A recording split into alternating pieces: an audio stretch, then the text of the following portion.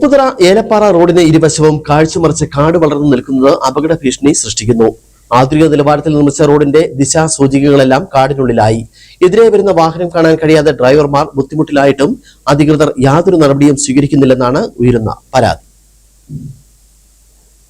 ഉപ്പുതറയിൽ നിന്നും പീരുമേട് കമ്പനി വഴി ഏലപ്പാറയ്ക്ക് ആധുനിക നിലവാരത്തിൽ റോഡുണ്ട്. എന്നാൽ ജീവൻ പണയം വെച്ച് വേണം ഇതുവഴി യാത്ര ചെയ്യാൻ. വളർത്തുമൃഗങ്ങളുടെ ശല്യം കാരണം ദുരിതത്തിലായ വാഹനയാത്രക്കാർക്ക് ഇപ്പോൾ റോഡിൽ ഇരുവശവും കാട് വളർന്നു നിൽക്കുന്നതും ഭീഷണി സൃഷ്ടിക്കുകയാണ്. ദിശാസൂചികകളെല്ലാം കാടിനുള്ളിൽ മറഞ്ഞു കഴിഞ്ഞു. കേന്ദ്ര ഗ്രാമീണ വികസന പദ്ധതിയിൽ ആധുനിക നിലവാരത്തിൽ നിർമ്മിച്ച റോഡാണ് ഇന്ന് ഈ ദുരിതാവസ്ഥയിലായത്. റോഡ് നിർമ്മാണത്തിന് ചെലവഴിച്ചത് 16 കോടി രൂപയാണ്. വളവുകളും കയറ്റവും ഇറക്കവും നിറഞ്ഞ റോഡിൽ എതിരെ വരുന്ന വാഹനം തൊട്ടരികിലെത്തിയാൽ മാത്രമേ കാണാൻ കഴിയൂ. ജയിക്കുമ്പോഴേക്കും അപകടം നടന്നു കഴിയുന്ന അവസ്ഥയിൽ എത്തിക്കഴിഞ്ഞിരിക്കുകയാണ്.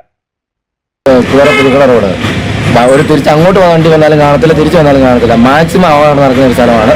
ഇപ്പോൾ തേയിലപ്പുര വരെയുള്ള കാര്യം, പുതുക്കട വരെയുള്ള റോഡ് എന്നാ ചെയ്യേണ്ടെന്നുള്ള കാര്യം അറിയത്തില്ല. പഞ്ചായത്തിൽ എഴുതി ഒപ്പിട്ട് വരാൻ കൊടുത്തിട്ടുണ്ട്.